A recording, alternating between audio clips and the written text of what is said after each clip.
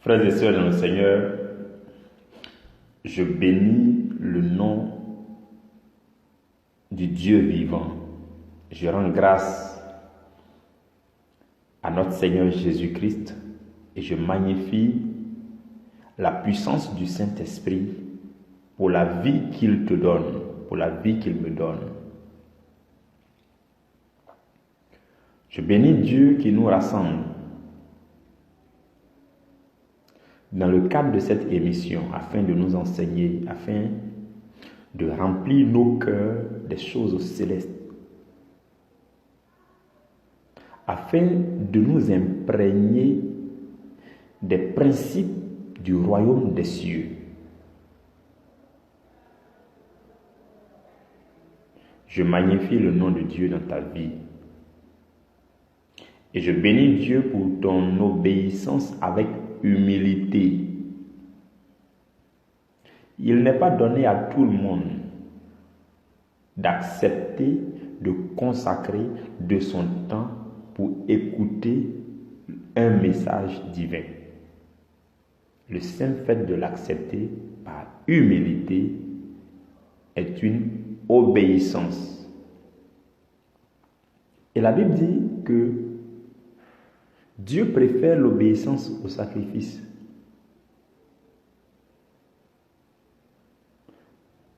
La première obéissance, c'est l'obéissance pour écouter la parole de Dieu. Et le deuxième niveau d'obéissance, c'est l'obéissance pour pratiquer la parole de Dieu. Lorsque nous obéissons déjà à ce premier niveau, c'est déjà un très bon pas, c'est déjà une chose excellente devant le Seigneur. Et je rends grâce à Dieu pour ta vie. Je bénis le nom de Dieu pour ton entourage, pour tes frères, tes soeurs, ta famille, le pays où tu es, le quartier où tu habites, l'endroit où tu travailles, tout ce qui contribue à l'avancement de ta vie. Je bénis Dieu pour tout cela. Aujourd'hui, nous sommes au 9e jour de notre enseignement sur le sujet de la prière dans l'esprit, qui fait partie de la saison d'enseignement, la saison de 7 semaines. Effectivement, nous sommes aussi à la 7e semaine. 7 semaines d'enseignement sur l'art de la prière. Donc nous sommes dans la toute dernière semaine, la semaine d'action de grâce, la semaine de reconnaissance à l'Éternel qui nous a enseigné durant tout ce temps. Il nous a enseigné même les prémices de la chose, parce que les sous-thèmes que le Seigneur nous permet de traiter chaque jour, quand vous prenez un seul sous-thème, en principe, on peut le traiter durant toute une semaine. C'est comme ça que le Seigneur me les a communiqués. C'est comme ça que le Seigneur m'a révélé la consistance de chaque sous-thème. Donc ce que nous traitons chaque jour peut faire l'objet d'un séminaire de toute une semaine. En tout cas, ce qui est dans mon cœur, ce que je reçois abondamment dans mon cœur, si je dois débiter cela, je dois faire sortir cela pour enseigner un peuple de Dieu, pour que je sente que mon cœur a été épuisé, je sente que tout a été épuisé dans mon cœur, il faut au moins une semaine pour les sous-thèmes qu'on enseigne chaque jour. Voilà pourquoi je bénis le nom de l'Éternel pour ces prémices-là qu'il nous donne. Et je sais que au moment opportun, Dieu nous fera la grâce d'aller de plus en plus dans les détails.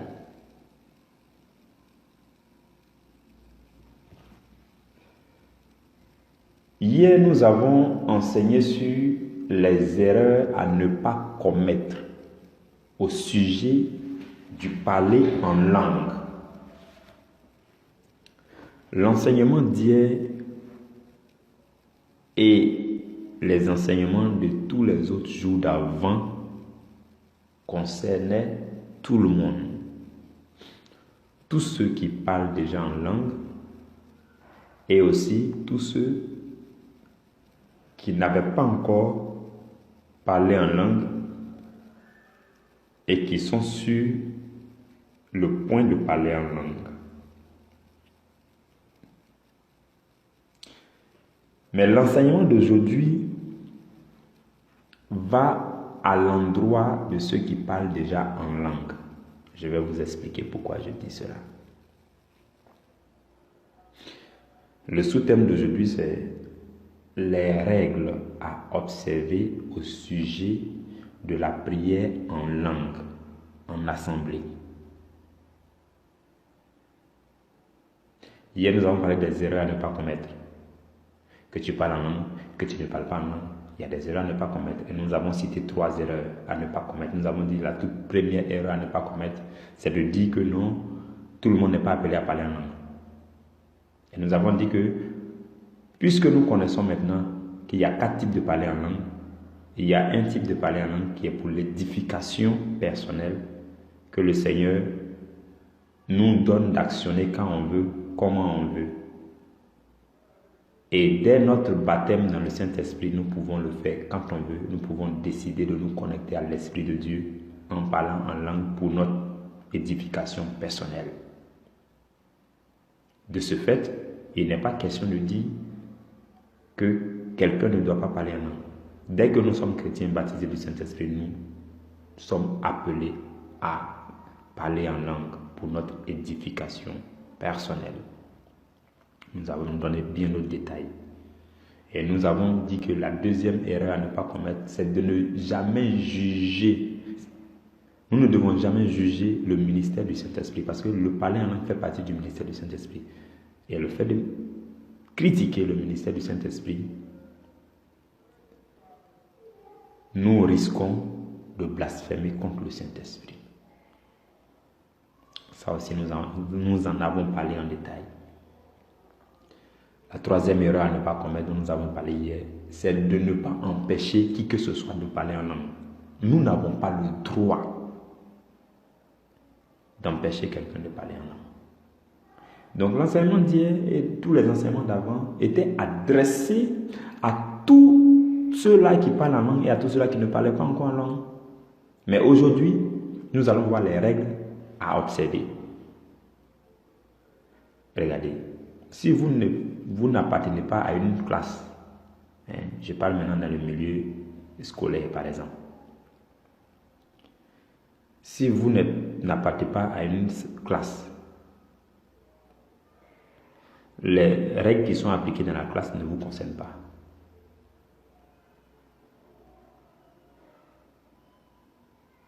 Si vous n'appartenez pas à une certaine famille, les principes qui sont appliqués dans la famille vous concernent de très loin. De la même façon, si vous n'êtes pas en train de jouer au football, vous n'êtes pas dans un match de football, les règles du jeu ne vous concernent pas du tout. Voilà pourquoi les règles, pour ce qui concerne le parler en langue, ne concernent pas ceux qui ne parlent pas en langue. Mais je les prie de me suivre afin de comprendre pourquoi je dis que ce qui sera dit ne les concerne pas. Donc nous parlons des règles à observer au sujet du parler en langue. Mes frères et mes sœurs, dans la Bible, il y a un chapitre entier qui a été consacré au parler en langue. C'est 1 Corinthiens chapitre 14. Il y a des chapitres comme ça dans la Bible qui sont consacrés à traiter un sujet bien spécifique. Par exemple, quand vous prenez 1 Corinthiens chapitre 12, la plupart des versets parlent des dons spirituels. Et puis l'unité dans le corps du Christ. Quand vous prenez 1 Corinthiens chapitre 13, ça vous parle uniquement que de l'amour. L'amour pour le prochain, l'amour pour le prochain. Quand vous prenez Hébreux chapitre 11, ça ne vous parle que de la foi. Vous voyez. Il y a des chapitres comme ça qui ne parlent que d'un sujet spécifique, qui ne traitent que de ce sujet. Et quand un chapitre est consacré à un sujet, ça veut dire que ce sujet-là est important. Paul va écrire dans 1 Corinthiens chapitre 14, il va écrire aux chrétiens de Corinthe, l'église de Corinthe. Il va écrire pour les canaliser un peu. Si vous lisez un peu l'histoire ou même certains textes historiques, vous allez comprendre que à Corinthe, beaucoup de chrétiens parlaient en langue. Le parler en langue était parlé de façon exagérée. Les gars parlaient en langue, à outrance. Quand ils sont au marché, ils parlent en langue. Quand ils sont en train d'échanger entre eux, ils parlent en langue. C'était quelque chose de très bien, mais il fallait les canaliser. Voilà pourquoi Paul a écrit 1 Corinthiens chapitre 14 pour leur donner les règles à appliquer pour ce qui concerne le parler en langue. Et si donc vous comprenez bien ce que je dis, ces règles-là ont été adressées à ceux qui parlaient déjà en langue. Et il fallait leur écrire pour ne pas qu'il y ait des écarts, des erreurs, du désordre dans la maison de Dieu. Donc c'est à eux que c'est écrit. Maintenant, toi qui ne parles pas en langue, quand tu vas lire, l'ennemi va te pousser à critiquer ceux qui parlent en langue. C'est ça aussi une grosse erreur. Voilà pourquoi je dis le message d'aujourd'hui ne vous concerne pas, parce que quand vous allez écouter, comme vous ne parlez pas en langue, vous allez penser que vous avez certains droits et que comme ceux qui parlent en langue là commettent des erreurs et que la Bible parle de ces erreurs, ainsi de suite, et qu'il y a des règles appliquées que eux ils n'appliquent pas, alors vous sentez réconforté. Non, ça c'est une erreur. Nous devons évoluer dans un esprit positif en tant que chrétien. Donc tout ce que tu vas entendre ne s'adresse que, tout ce qui est dit dans 1 Corinthiens chapitre 14 ne s'adresse que à ceux qui parlent déjà en langue. Si tu ne parles pas en langue, inutile de prendre leurs règles là, de faire comme si toi tu connais et puis tu vas aller les critiquer. Non. Parce que les règles là ne s'adressent pas à toi. Le jour où tu vas parler en langue, ces règles vont s'appliquer à toi et tu vas commencer à comprendre par le Saint-Esprit ce qui est dit dans 1 Corinthiens chapitre 14, dans chaque verset de 1 Corinthiens chapitre 14. Donc, revenons à notre sujet et adressons-nous à ceux qui parlent en langue. Sachant que ceux qui ne parlent pas en langue et qui ont suivi les enseignements du début jusqu'à la fin n'ont plus aucune raison de ne pas parler en langue.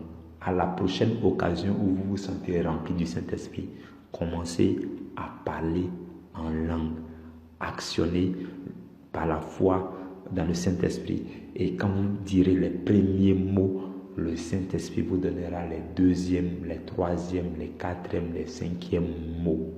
Et vous allez expérimenter ce don merveilleux pour votre édification personnelle.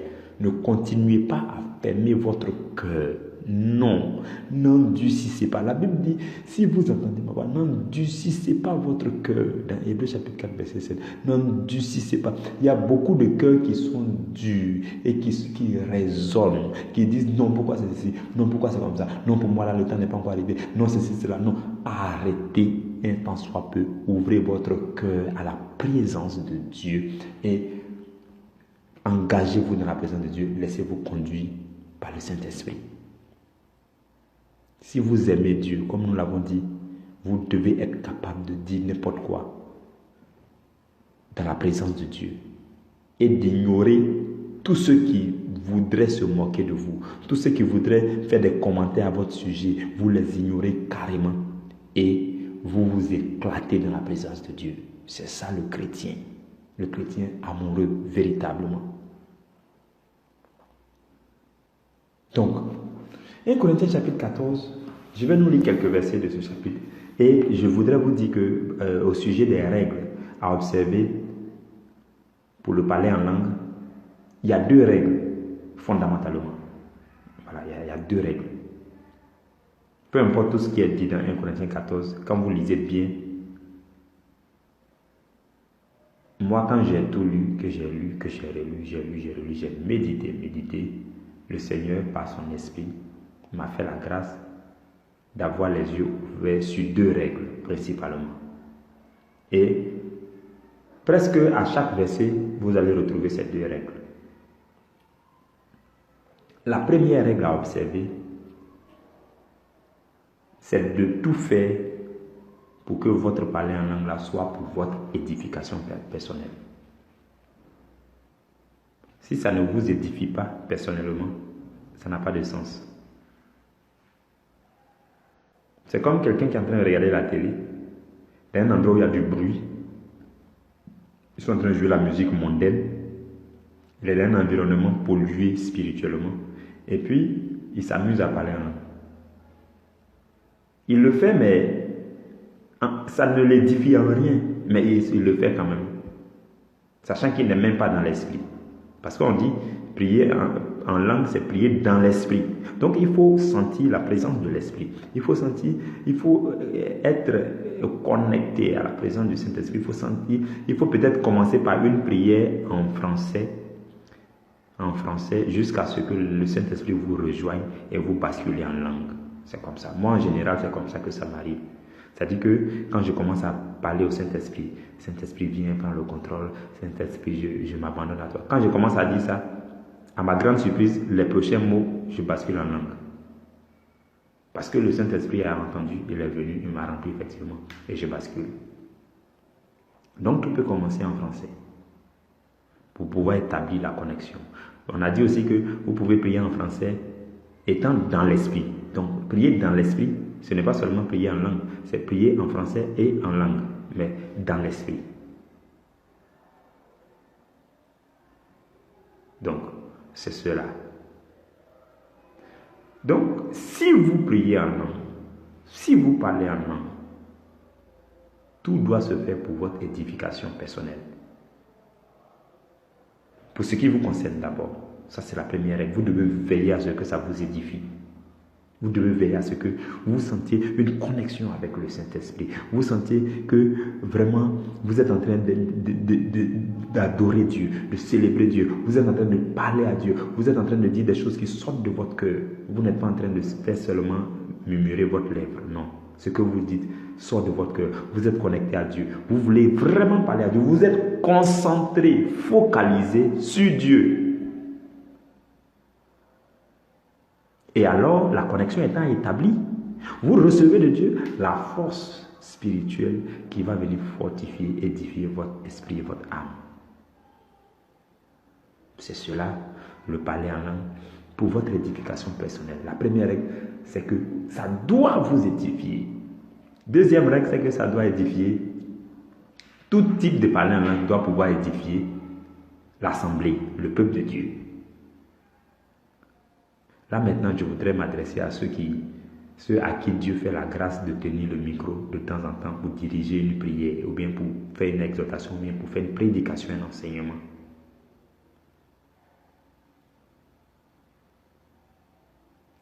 Donc, tout doit se faire pour l'édification de l'Église. Vous ne pouvez pas être quelqu'un qui dirige une prière et puis vous avez le micro en main, vous passez tout votre temps à parler en langue. Pendant que le peuple s'est tu, c'est-à-dire qu'il y a le calme dans l'assemblée. Et puis, au lieu de parler pour que le peuple comprenne, vous parlez en langue seulement. Vous parlez en langue seulement, pendant longtemps. Ça peut être pendant quelques secondes, il n'y a pas de souci, ça vous édifie personnellement, avant que vous commenciez maintenant à parler en français. Mais si vous devez prendre 10 minutes, 20 minutes, 15 minutes, pendant que le peuple s'est tu, tout le monde écoute, et que vous parlez en langue durant tout ce temps, ce n'est pas normal. Je ne sais pas si vous suivez ce que je viens de dire. C'est-à-dire que vous êtes assis dans l'église, tout le monde est assis, tout le monde écoute, et puis celui qui est devant là, il a le micro, il ne fait que parler en langue. Il parle en langue, il parle en langue, il parle en langue, il parle en langue, seulement pendant 30 minutes, 40 minutes. Ce n'est pas normal. La Bible ne conseille pas ça. Il peut parler en langue pendant quelques 15 minutes, quelques 15 secondes, 30 secondes pour s'édifier personnellement, pour qu'il soit imprégné du Saint-Esprit, pour qu'il commence à prêcher. Il n'y a pas de souci. Mais il ne doit pas parler en langue pendant très longtemps, pendant que le peuple s'est tué. Par contre, suivez-moi bien, frères et sœurs, par contre, si c'est pendant une prière d'adoration, d'intercession, tout ça, où il amène le peuple de Dieu à prier, pendant que tout le peuple de Dieu est en train de prier, chacun prie, chacun parle en langue pour son édification, pour sa connexion, pour adorer Dieu, ainsi de suite, pendant que tout le monde fait et que tout le monde est en train de prier, lui aussi il peut parler en langue, il peut prier en langue. Vous voyez, c'est différent. Ce que je venais de dire là est différent de ce que je suis en train de dire maintenant. Suivez bien pour que nous soyons en phase. Donc, c'est pourquoi vous allez voir dans une église, celui qui est en train de prier, en train de diriger la prière, parle en langue. Et tout le peuple aussi parle en langue avec lui.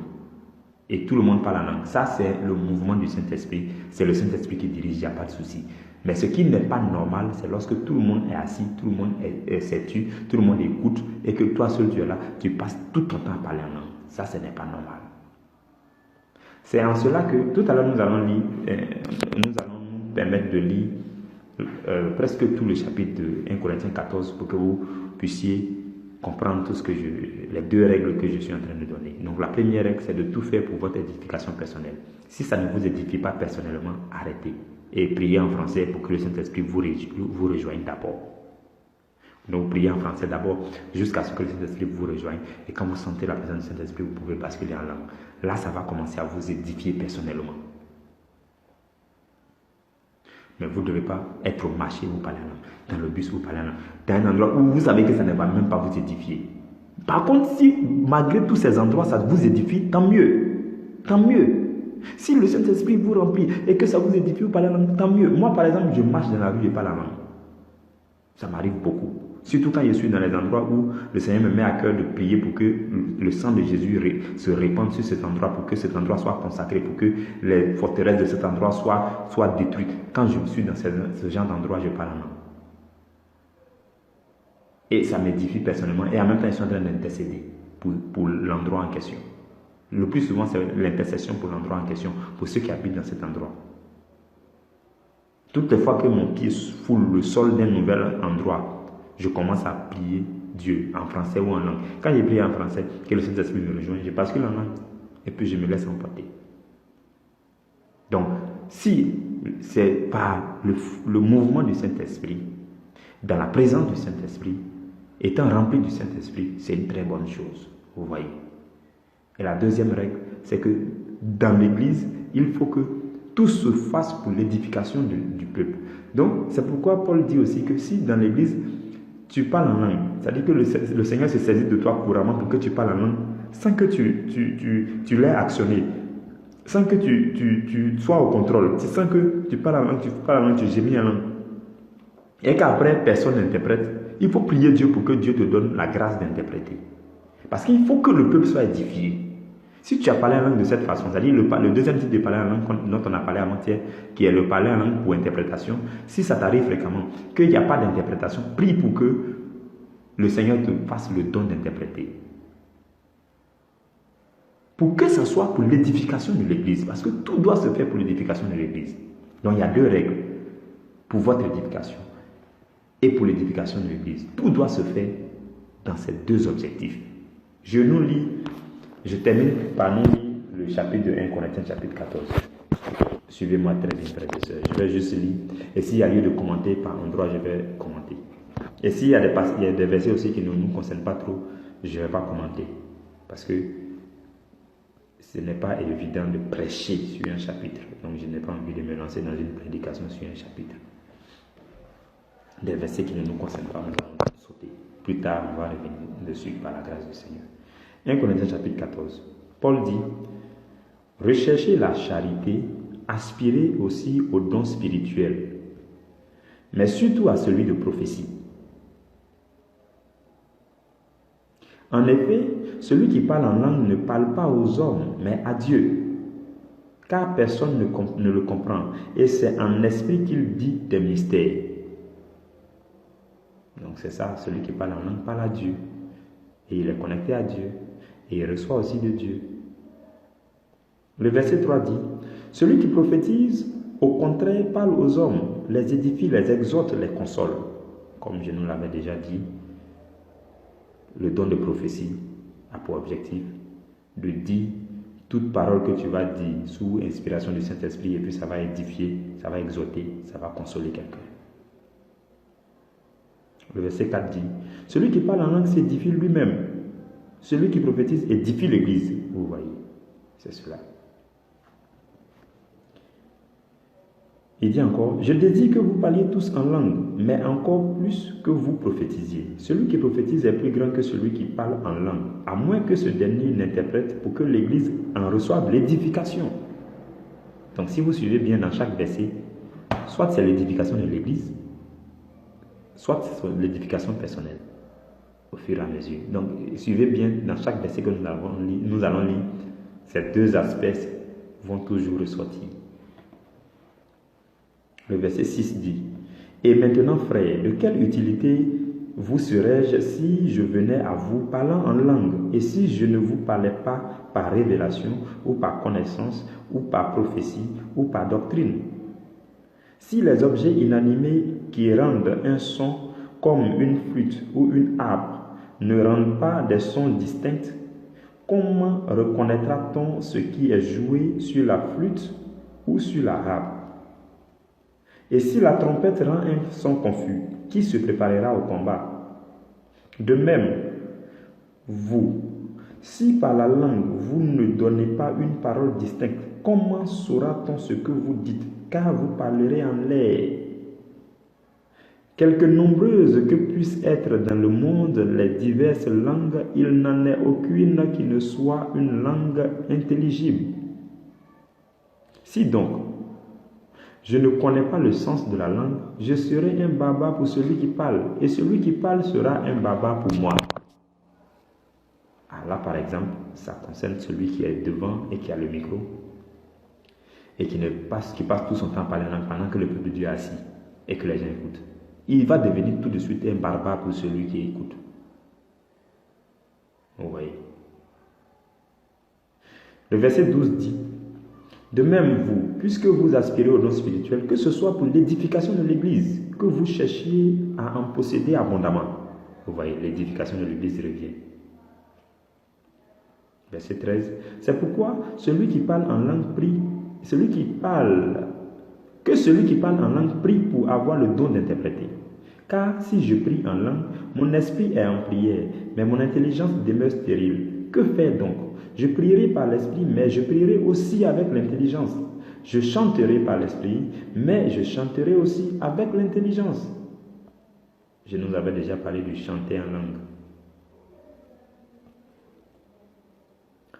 Le verset 16 dit, autrement, si tu rends grâce par l'esprit, comment celui qui est dans les rangs de l'homme du peuple répondra-t-il Amen à ton action de grâce, puisqu'il ne sait pas ce que tu dis? Tu rends, il est vrai, d'excellentes actions de grâce, mais l'autre n'est pas édifié.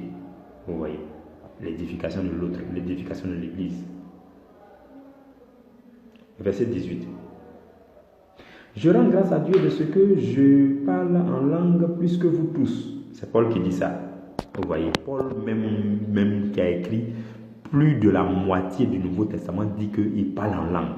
Et puis vous allez trouver un homme de Dieu, un serviteur, qui va dire, non, le parler en langue n'est pas biblique, non, le parler en langue, on ne doit plus parler en langue. Non, non, non. Frères et sœurs, vivez votre foi chrétienne à la manière du Saint-Esprit. Et n'écoutez pas les gens qui vont vous plonger dans la tiédeur, dans la lourdeur, dans la paresse, dans la froideur. La vie chrétienne se vit sous inspiration du Saint-Esprit, par le mouvement du Saint-Esprit. C'est pourquoi la Bible dit dans Jean chapitre 3, lorsque Jésus était en train de parler à Nicodème, il dit, celui qui est né de l'Esprit, c'est comme le vent qui souffle. On ne voit pas, mais on en entend le bruit. On ne sait pas d'où il vient, où il va, mais on en entend le bruit. C'est comme ça, celui qui vit par... Le chrétien doit vivre. Il doit vivre par le mouvement du Saint-Esprit. Le Saint-Esprit dit on va ici, il va. Il dit on va là, on s'en va. Mais le Saint-Esprit aussi parle toujours sur la base de la parole. Voilà pourquoi nous devons méditer continuellement la parole.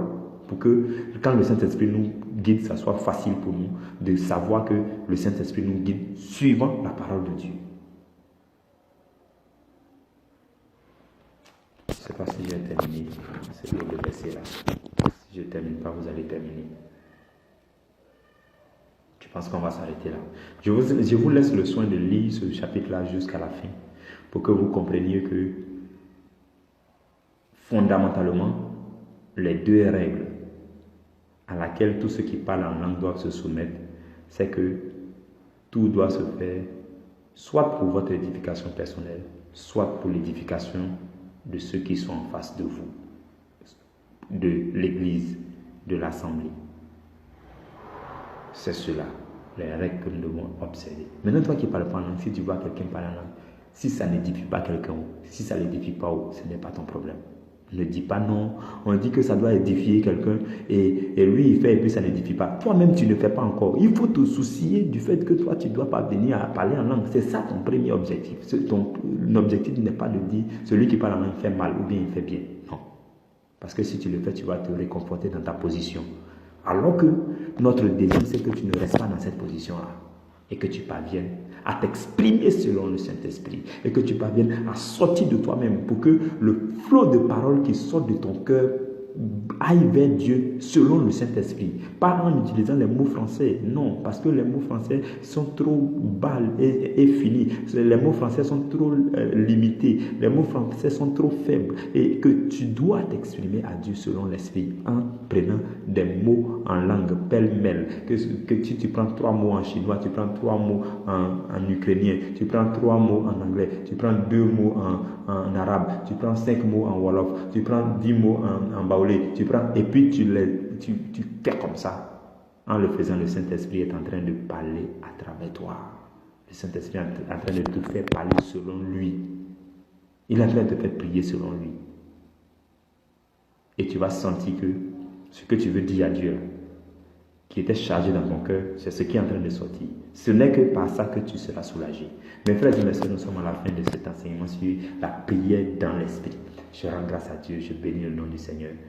Et tout ce que je vous recommande pour terminer, c'est que vous pouvez aller relire, réécouter, écouter, réécouter ces enseignements jusqu'à ce que ça soit incrusté dans votre cœur, jusqu'à ce que ça prenne forme en vous. Que Dieu vous bénisse abondamment. Et que seul le Saint-Esprit vous parle à travers tous ces enseignements. Allez-y au-delà de la voix du berger Makaye, parce que je n'ai fait que prêter ma voix au Saint-Esprit. C'est le Saint-Esprit qui a parlé. Et je veux que vous puissiez capter la voix du Saint-Esprit. Au nom de Jésus. Amen.